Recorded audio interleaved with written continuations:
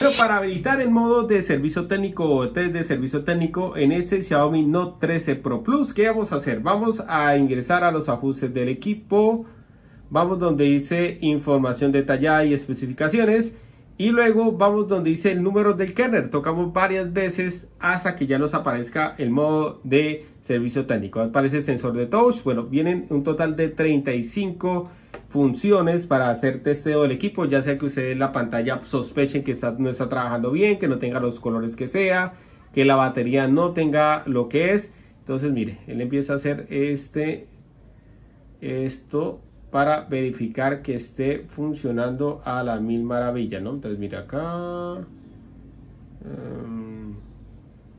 ahí está, mire, y ahí completó el test y ahí nos aparecen muchas más funciones para hacer. Ahí está.